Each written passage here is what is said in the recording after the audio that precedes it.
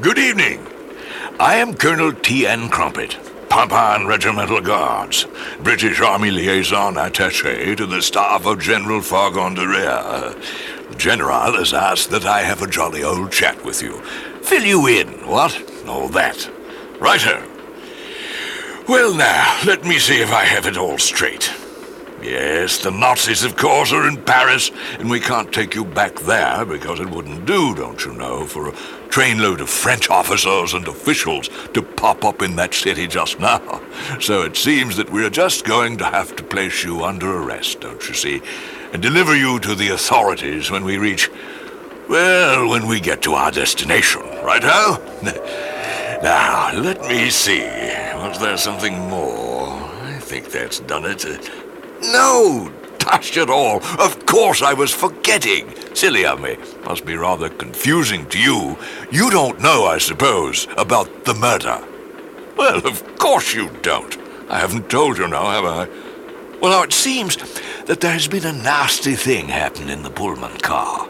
The occupant of cabin number 9, I believe it is. Or was it 7? No, I'm sure it was 9. Yes, 9 it is. Well, where was I? Oh, yes, nasty thing. A woman. Not right at all. Murdered. Brutally, it seems, from all the fuss and bother. Blood all about. Clothes ripped. Nearly unrecognizable. Well, there you have it. Whatever is her name? Oh, yes, Fiona somebody. Or is it Faye? I've got it. Fiona Faye, that's her name. Sort of a spy person, I gather. Bloody useless lot. Spies can't see what good they do. Always in the way, telling stories on a chap. Just not done.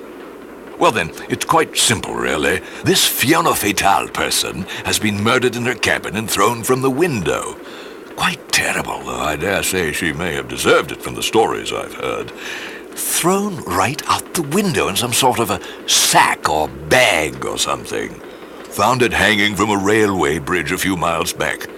The military chaps found it, that is. Called us up, don't you know, on the radio. Wonderful thing, radio. Couldn't imagine getting along without it. So there it is. Blood all around. Bodies in sacks.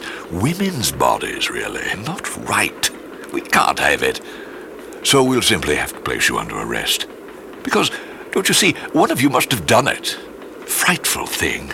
Bad show and all that, but there's no blinking the facts. The time, you see, is what proves it. 6 p.m. That's the time we passed the spot where the body, well, the sack with the body inside was found, don't you know. And there was no one about, you see. No one else other than you, that is.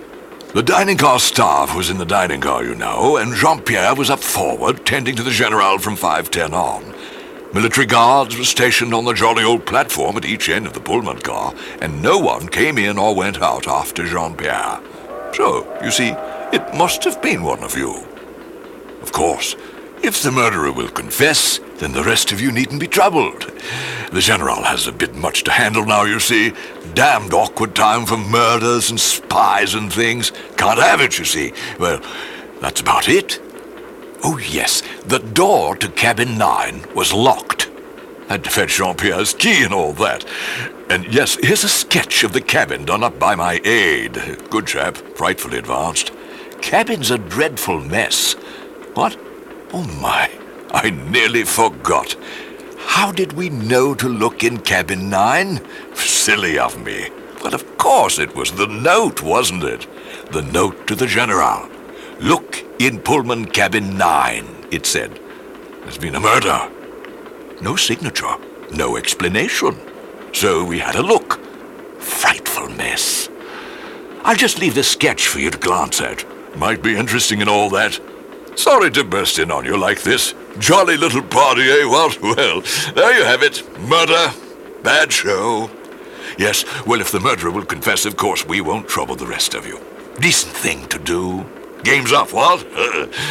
That seems to be it. I'll just pop back in later, just to see, don't you know. Cheerio.